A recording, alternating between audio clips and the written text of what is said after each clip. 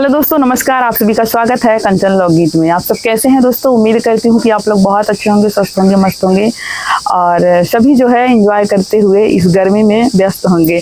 तो गर्मी बहुत ज़्यादा पड़ रही है दोस्तों, आप लोग बच के रहिए, ठंडा चीज़ का सेवन करिए, जैसे कि खीरा, ककड़ी, गाजर और जो है खिरबिंजी वगैरह, ये सब खाइए और स्वस्थ रहिए, मस्त रहिए।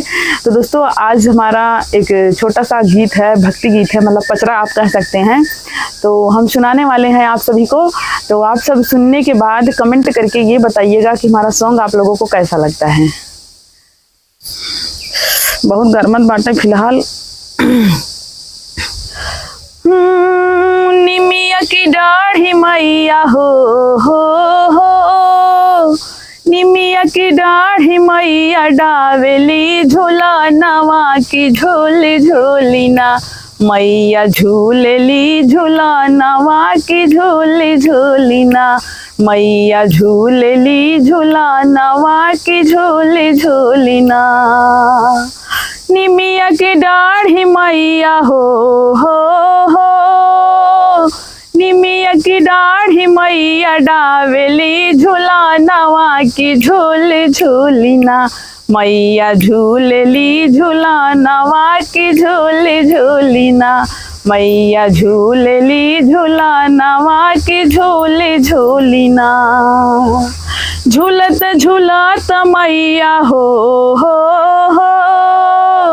झूलत झूलत मैया भुइया गिर गईली हो कि टूटी गईली ना, उनके नाक के नथियावा हो कि टूटी गईली ना, उनके नाक के नथियावा हो कि टूटी गईली ना।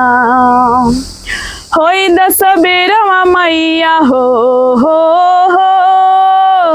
होई दस बेरवा मैया लागई दा बजरिया हो जोड़ाई दे बैना, तोहरे नाक के नथियावा हो जोड़ाई दे बैना, तोहरे नाक के नथियावा हो जोड़ाई दे बैना। निमिया की दाढ़ी मैया हो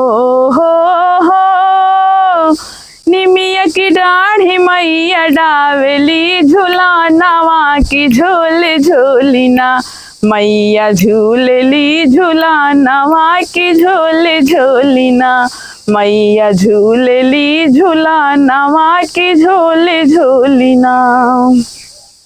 झूलत झूलत मैया हो झूलत झूलत मैया भुइया गिर गईली हो कि टूटी गईली ना, उनके कान के झुमकवा हो कि टूटी गईली ना, उनके कान के झुमकवा हो कि टूटी गईली ना। होई दस बेरवा मैया लागई दा बजरिया हो जोड़ाई दे बैना, होई दस बेरवा मैया लागई दा बजरिया हो जोड़ाई दे बैना, तोहरे कान के झुमकवा हम जोड़ाई दे बैना, तोहरे कान के झुमकवा हम जोड़ाई दे बैना। निमिया की दाढ़ी मैया हो निमिया की दाढ़ी मैया डावेली झूला नवा की झोली झोली ना, मैया झूलेली झूला नवा की झोली झोली ना, मैया झूलेली झूला नवा की झोली झूमी ना।